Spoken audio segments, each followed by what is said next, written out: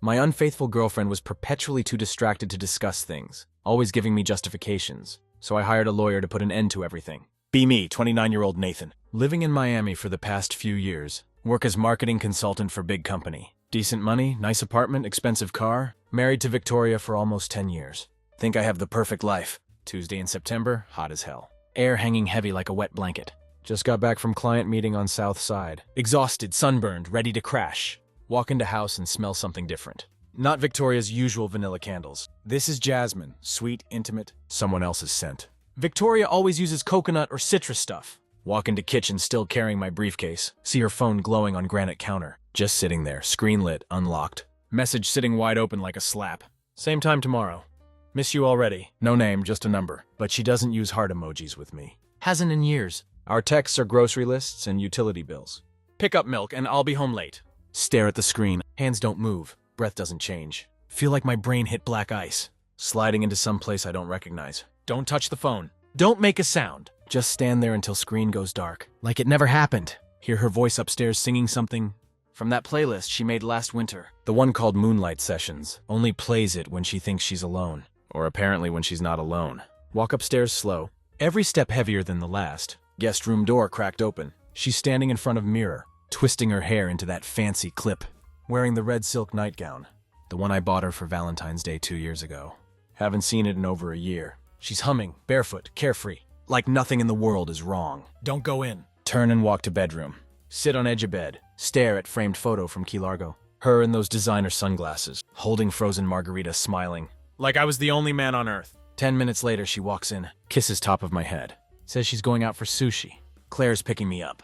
Says Claire like she knows I won't question it. Like she's counting on me not questioning it. Wait for her to leave. Don't say a word. When front door clicks shut. Go back downstairs. Phone is gone. That night I sit in the dark. Do something I haven't done in years. Open a bottle of bourbon and pour 3 fingers neat. Not because I need it, but because I need clarity. Stare at the glass like it might tell me something. Something I don't already know. Victoria comes back late around midnight. Tiptoes in. Thinks I'm asleep. Hear the shower running. Hear the low thud of her bathrobe hitting floor. Hear her slide into bed without a word. But the moment that sealed it happened next morning.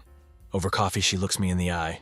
Says I think I'm going to take a solo trip next month. Just a weekend, clear my head. I nod like nothing's wrong. She smiles that practiced smile. Then she says it again. Call me tomorrow.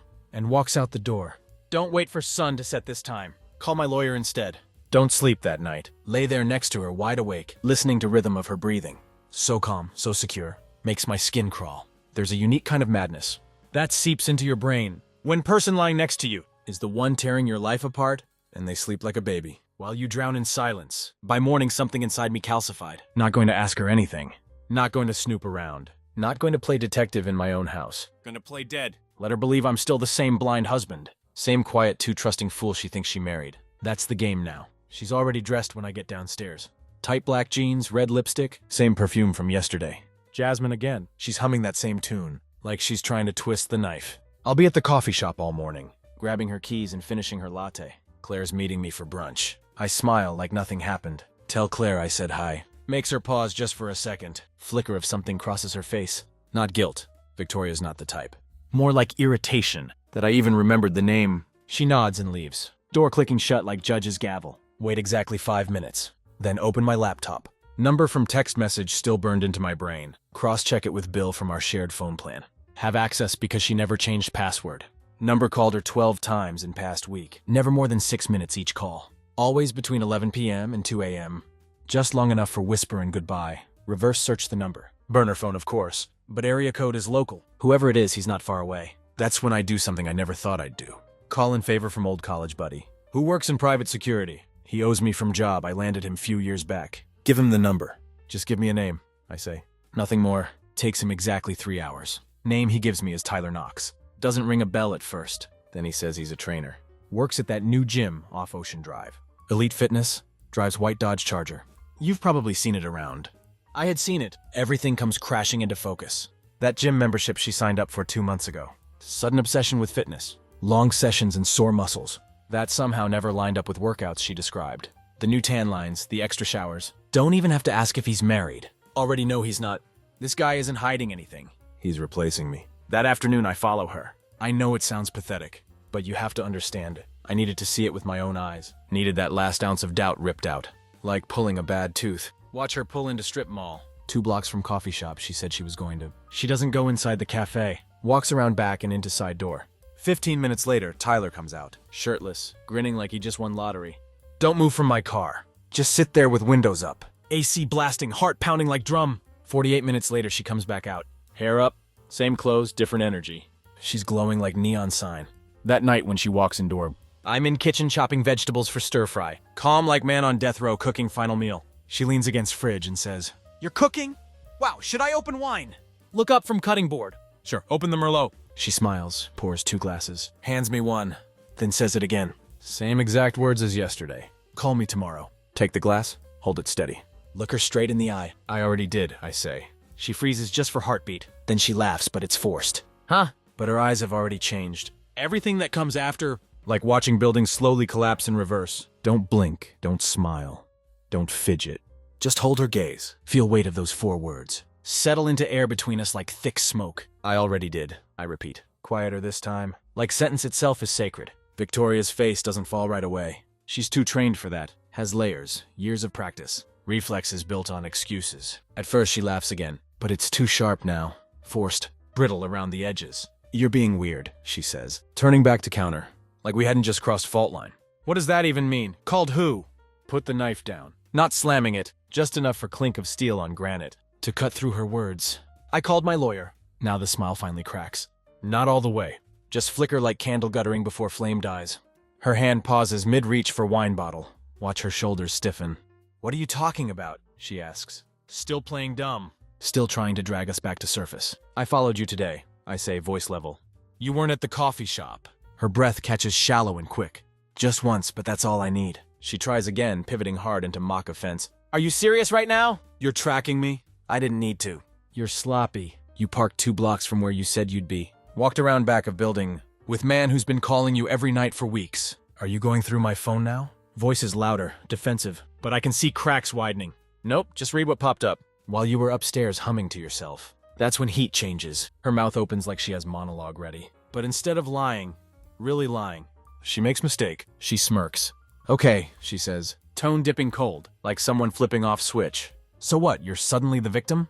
Like you didn't leave me alone in this marriage? Like I wasn't drowning for years. While you buried yourself in work and gadgets, and God knows what else? There it was. Her ace, blame deflection so fast, could give you whiplash. Don't flinch, had expected that card. Let her speak. You don't get to act like wounded hero now? She goes on, you made me feel invisible for so long, Nathan. I tried, I really did. But you were never here, not really. And Tyler, he made me feel like I mattered again. Says his name out loud, like she wants to wound me with it. Like she's proud. It works. But not how she expected. Just stare at her, because that was the moment everything solidified. Not just the affair, not just Tyler, but who she really was. Woman who chose betrayal, then tried to wear it like armor. Woman who couldn't own her choices, without lashing out at mine. You matter, I repeat. Victoria, you matter so much, that I've been fighting for this marriage alone, while you were playing house with Jim Rat. Now she looks cornered. For flicker of second, I see something. That might have been shame, but she buries it quick. Wraps herself in cruelty. You want to leave? She says. Voice hard now, lips tight. Do it? You're not some great prize, Nathan. You think I was the only one drifting? Please, you stopped being husband long time ago. Don't say word. She steps closer. You want out? Then get out. But don't pretend you're saint here. You never saw me, not once. With that, she turns her back, pours herself another glass of wine, walks into living room, like she hadn't just detonated 10 years of shared life. Stand in kitchen, letting silence settle, letting cold hit me. House feels different now. Smaller, empty, even though she's still in it. Don't pack that night, but don't sleep either, because in morning I'm not going to be here. Morning is slow and deliberate, like time giving me one final warning. Before everything tips over, don't rush, don't speak. Move through house like it's not mine anymore. Like I'm borrowing time and place already full of ghosts. Victoria is asleep, deep, sprawled across bed, like she hadn't thrown grenade night before. Her robe half open, mouth slightly parted. No traces of guilt on her face, just peace. That kind of peace doesn't come from reconciliation. It comes from detachment. She was already gone. Maybe she'd been gone for a long time. Shower, get dressed, pack 2 duffel bags. Just essentials. Clothes, laptop, few files from home office. Small envelope with copies of bank records. Printed 2 days ago. Don't slam drawers, don't make scene. Only sound is quiet buzz of zipper sliding closed. At 7:42 a.m. walk out front door. Don't look back. Don't go to my brother's house.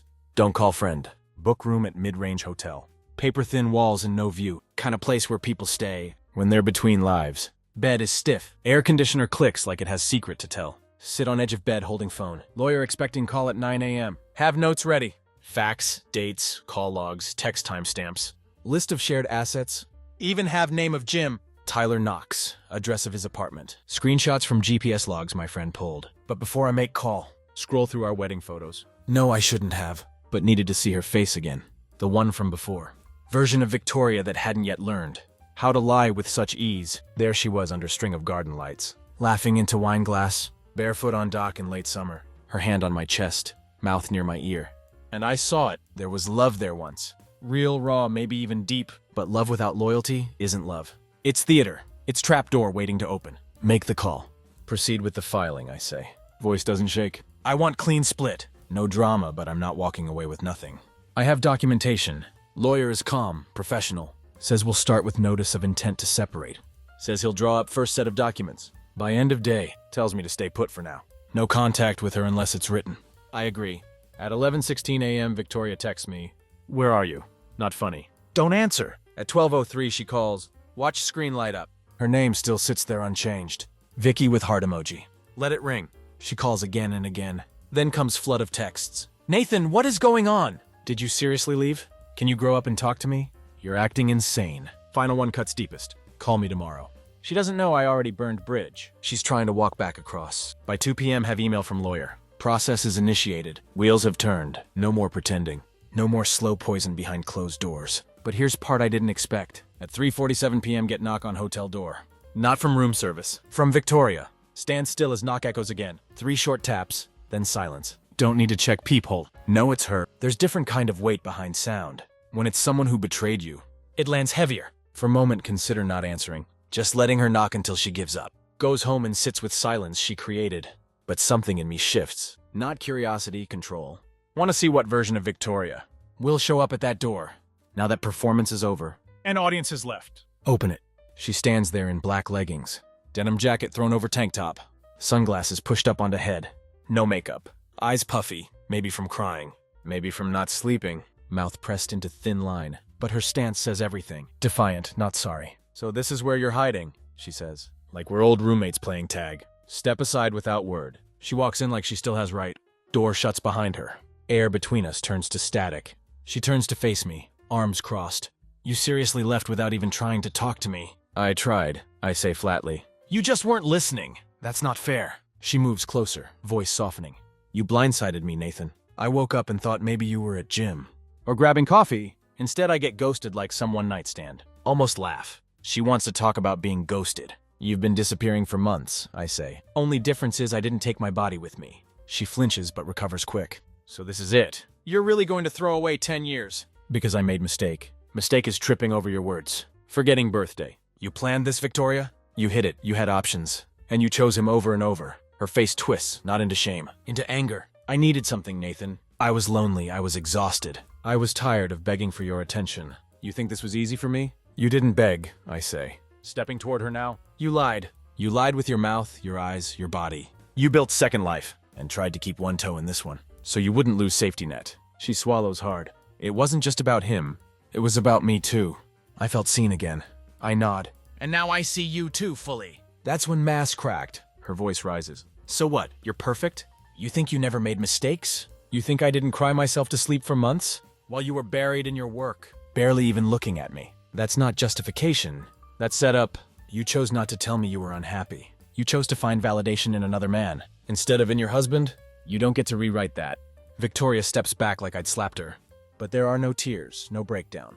Just that coldness again. She lets out short breath. "Fine. If you want divorce, let's do it. But don't expect me to play villain in your little martyr story. You already wrote yourself into that role." There was silence. Heavy final. Then she looks around room.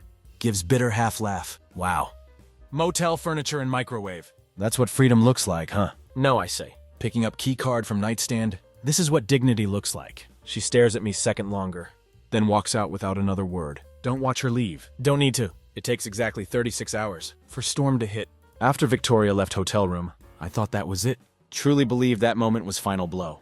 Clean break. Severance of 10 years tangled into one bitter, unforgettable hour. But Victoria never went out quietly. Next day, get call from our joint bank. Hi, Mr. Carson. We noticed some unusual activity on your account. Unusual was one word for it. Victoria had transferred $14,000 from our savings to separate checking account. She just opened in her name. Move wasn't illegal yet, but it was calculated, fast, cold, like she'd been waiting to do it. Don't panic. Call my lawyer, update him. He files motion to freeze all non-essential joint accounts. Until divorce terms are settled. She'd made first financial strike. I made next legal one, but it doesn't stop there. That evening, get text from my mother. Nathan, why is Victoria saying you abandoned her? Next one came from my sister. Did you really walk out without explaining anything? She's devastated. Then from my friend Tony. Bro, she's saying you've been emotionally cheating for years. That true? Stare at screen, one text after another. One twisted story after another. She was already rebuilding her image.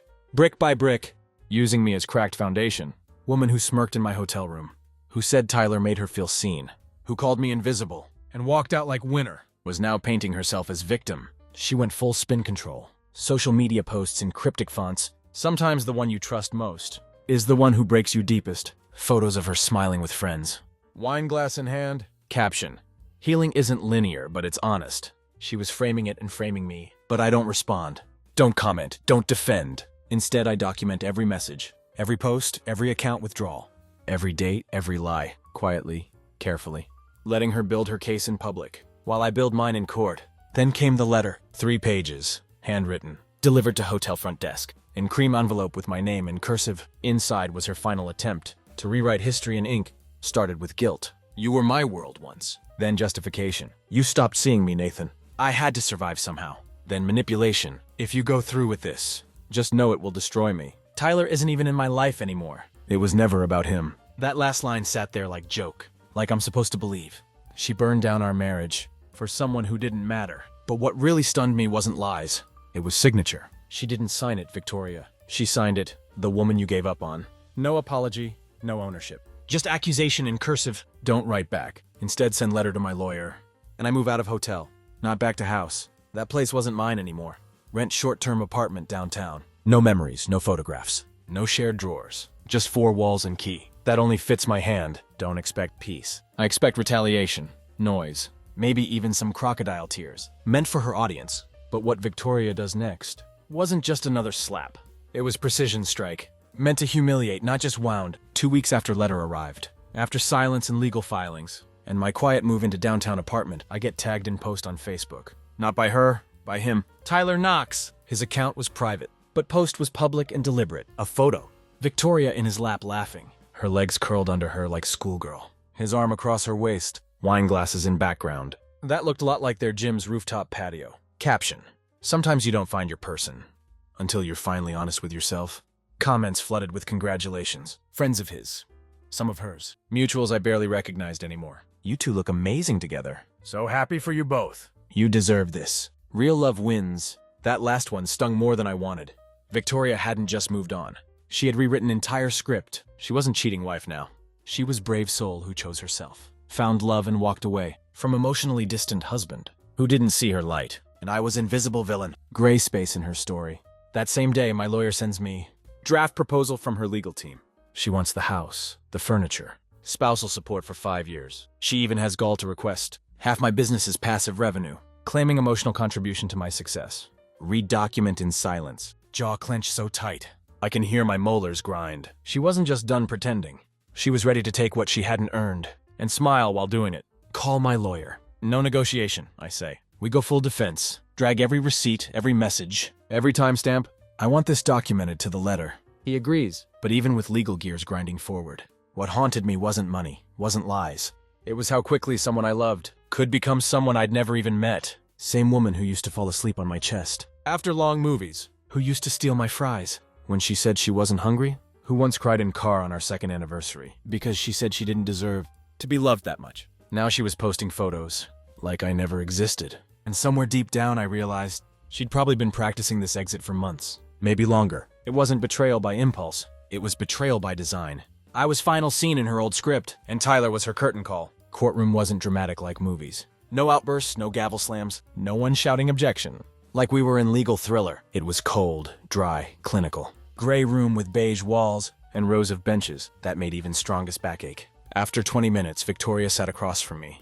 At petitioner's table, perfectly composed. Hair pinned back, black dress, subtle makeup, grieving wife aesthetic, dialed in with precision. Her lawyer, tall man in navy suit, with practiced smirk of someone who'd done this too many times, sat beside her, flipping through notes, like we were about to debate parking violations, not demolition of decade-long marriage. Me, I wore navy suit too. Wanted to look put together, but not like I was on trial. Judge asked questions. My lawyer answered. Victoria's lawyer answered. Then came financial disclosures. Joint accounts, property, assets, and then what Victoria's team labeled as non-financial contributions. Implication was that Victoria had invested emotionally into my business, supported me through late nights, encouraged growth, made sacrifices. They wanted percentage of company's value. That's when I handed over flash drive, emails, calendars, spreadsheet of every weekend. She claimed to be working late, over past 9 months, compared with gym logs, GPS data, and timestamps. From her second phone number's call records, it wasn't just about proving a fare. It was about disproving contribution. Victoria didn't build my business. She didn't support it. She'd been checked out long before. Tyler entered the picture. When evidence was entered into record, her face barely changed. Just tight jaw, single blink too slow. But behind composure I could see it. She didn't expect paper trail. Her lawyer leaned over to whisper something, and I watched her lips flatten. Then came the cross-examination. My lawyer was careful, respectful, direct. Mrs. Carson, on the following dates, you stated you were working overnight on campaigns. Would you agree? She nodded. Yes. Can you then explain why your location data places you at 428 Ocean Drive, the address of Mr. Knox? On those same evenings? She hesitated. I was visiting a friend. He raised eyebrow. Multiple times a week for 3 months. Silence. Judge tilted his head slightly. Then would you consider those visits a marital contribution to respondent's company? Her lawyer objected. Overruled. She didn't answer. Her jaw tightened again. It was unraveling. The image, the script, delicate framing of her as wounded party, blurring out like overexposed photo. We broke for lunch. Victoria passed by me in hall. Eyes cold, lips pursed. Then she said, just loud enough for me to hear, "You think this makes you better than me?" Don't flinch. No, I say. It just makes me free. She stared at me for beat. Something flickering in her eyes. Anger, maybe regret, maybe just realization. That narrative was slipping through her fingers, like sand. She walked away without word. That afternoon, Judge denied her request. For percentage of my business, he ordered house to be sold, and proceeds split. No spousal support, no alimony. Courtroom emptied out like it never happened. Victoria didn't look at me once more before she left, but I watched her walk out those double doors in silence. Not because I wanted to see her go, but because I needed to remember that even most beautiful lies eventually get walked out on. First morning I woke up alone. In new apartment, felt like standing in center of long-forgotten cathedral, echoes of something sacred, but no God left inside. Walls were blank, no photographs, no decorations, just steady hum of fridge, an occasional creak from pipes, made coffee in silence. No second mug on counter, no half-hearted morning kiss from someone halfway outdoor. And yet there was strange peace in that. Absence of performance. Don't check her social media anymore. Had blocked Tyler, muted mutual friends, unsubscribed from narratives. Courtroom hadn't given me closure, but it had given me distance, and that was more valuable than I realized. World was still spinning. My business was steady. Inbox was full. Life didn't collapse. It just stopped pretending, but there were moments that still hit hard. Like first time I saw our old house, listed on Zillow. Same living room we once danced in, now staged with fake plants, and someone else's furniture. Open house description didn't mention. Faint crack in kitchen tile, from where she dropped wine glass. During our third fight, didn't note patch of wall we painted together. In middle of night, because we were bored and laughing. Just square footage and natural light. Don't cry, but something behind my ribs. Tightened like thread being pulled. Then few days later I ran into Claire. The Claire, Victoria's supposed alibi through it all. She saw me near bookstore on 4th Street. Paused, looked like she wasn't sure if she should say something. Hey Nathan. Claire. I nodded, kept my voice even. She hesitated, then stepped closer. I just wanted to say I didn't know the whole story. I mean, she told me some things, but not all of it. I found out about Tyler later. I stayed silent. She made me swear not to tell anyone. Said it was temporary, that she just needed time to think. And was she thinking in his bed? Or back of his car? I asked. It wasn't cruel, just clean. Claire sighed. I'm sorry. I know it doesn't mean much now, but I should have said something. I nodded again. We all make choices. We parted ways without more. That night I finally opened last box. I had avoided since I moved out. It was full of anniversary cards, movie stubs, little souvenirs from trips we took, quiet artifacts of life that once felt permanent. Don't burn them, don't throw them out. I packed them back up, sealed the lid, and slid it under bed. Not because I wanted to keep them, but because I wasn't ready to pretend they never existed. Healing isn't movie montage. It's not new love fixing the last. It's quiet Tuesday night, where you don't think about her name. When brushing your teeth. Dinner alone where you don't feel urge to text someone your plate. Sunday where silence is just silence, not punishment. I wasn't whole yet, but I was no longer bleeding. It didn't end with fire. It ended with indifference. A few months later, I saw Victoria again. Pure chance. Downtown street fair of all places. I was browsing used bookstore when I caught flash of familiar hair. In my peripheral vision, I turned and there she was, holding smoothie, laughing at something Tyler said. He was next to her, sunglasses on, wearing that smug, always a little too cocky look. Like he just walked out of reality show audition. She didn't see me. Or if she did, she didn't show it. I watched her for exactly 3 seconds. Then I turned back to books. There was no rage, no sadness, no spike of regret. Just breath steady and full. And quiet voice in my head that said, "You made it out. Don't tell anyone, don't text friend, don't journal about it." Because by then, Victoria wasn't villain of my story anymore. She was just chapter I'd already closed. In months that followed, things didn't magically get better. But they did get real. I took weekend trip alone. For first time in years, I cooked more, started jogging again. I rebuilt my client list. I went to therapy. Not because I was broken, but because I didn't want to carry any more weight than I had to. And slowly, piece by piece, I started choosing myself again. I stopped asking how she could lie so well. I stopped trying to find meaning in every small betrayal. I stopped replaying nights she said, "Call me tomorrow," like it was some final puzzle piece. Because here's truth no one likes to say out loud. Not every betrayal comes with warning signs. Not every liar stutters. Some betrayals are clean, quiet, and dressed in smile. But that doesn't make you stupid. It makes you human. We believe because we love. We trust because we choose to. And when that trust is broken, it's not your weakness. It's their signature. So here's my advice. If you feel it in your gut, don't wait for it to burn your life down. If you start dimming your light just to avoid seeing cracks, flip the switch anyway. If they say, "Call me tomorrow," and something in your soul shifts, listen to it. And if you do walk away, walk all the way. Don't look back for apologies. That will never come. Don't wait for them to become person they pretended to be. Don't hand them pen and ask them to rewrite your worth. Because healing isn't loud. It's in quiet moments. Like now writing this, coffee in hand, sunlight on floor. No ghost left in my chest. Victoria is someone else's problem now. I am no one's fool anymore. And finally, after everything, I am